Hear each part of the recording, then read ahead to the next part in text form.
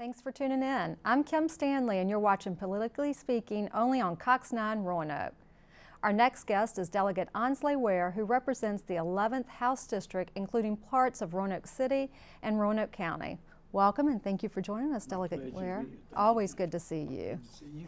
Well, a lot went on, so why don't you give us a brief update on the session, talk about maybe 2 or 3 of the top issues and your thoughts on them. Well, this is my 8th year in session, so I had the opportunity the first time of going through redistricting, which is nothing like I would have ever imagined. It's been quite a great civic lesson for me. And as you know, the redistricting, because of the census, you know, what is now the 11th district probably won't be the same district once we go through the process of the Justice Department approving the House and the Senate plans. So I had an opportunity to do that. It was interesting, and I had a lot of input at the end as to what the 11th district would be.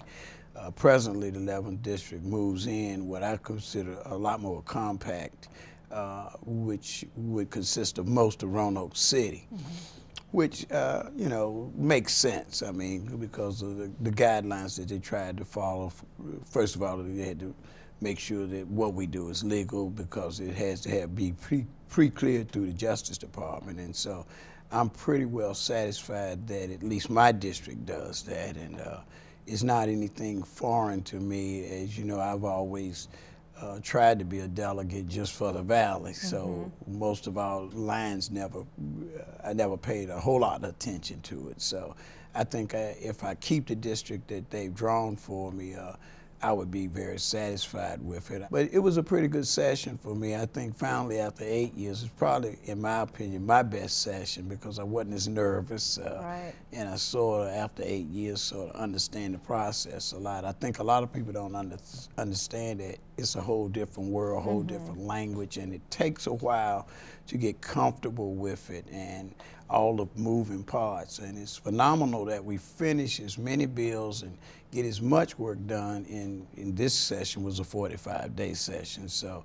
for those who don't like the way we do it, it seems to work. And so I was pleased with my session. That's great. You do get a lot accomplished, that's for sure. Yeah, we do. One of the sort of key pieces of legislation you sponsored this year was House Bill 1475, dealing with workers' compensation. Right. Can you give us a little bit of the background on that bill and what it does? Well, what that bill actually does, and I don't do workers' comp law, so even though I'm a lawyer, I presume that and maybe a lot of other people presume the same thing, that if you're hurt on your job, that you automatically get workers' comp. That is generally true, but it was a loophole in the bill that if you got hurt on the job and nobody was around to say how you got hurt, and if for some reason you were unable to give an explanation yourself personally, the presumption that you were working on the job was no longer there. And we actually had a couple of cases. There was a gentleman who actually got hurt on his job and was unable to talk, and later died because he couldn't explain how he got hurt. I don't think anybody denied that he was on the job, but there needed to be an explanation. So he was denied benefits and basically died before he ever received one. This bill came to me from a couple here in the Valley where a husband had been injured on a job, and for a period of time he was unable to give testimony to how the injury occurred, and so he was denied workers' comp.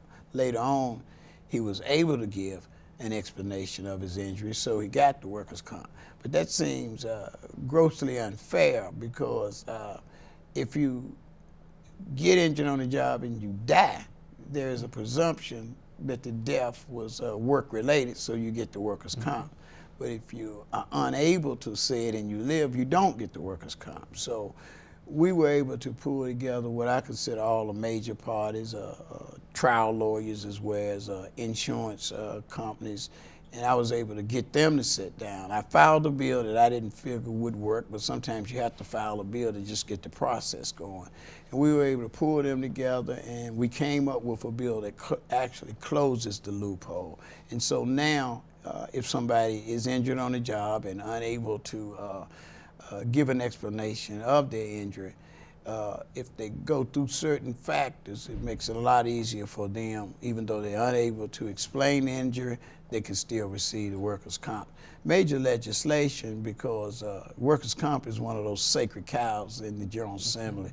It's so complicated, and the parties are so stringent about any changes that they normally don't change anything. And so the stars were right this time. This legislation had been brought before and failed, never got out of committee.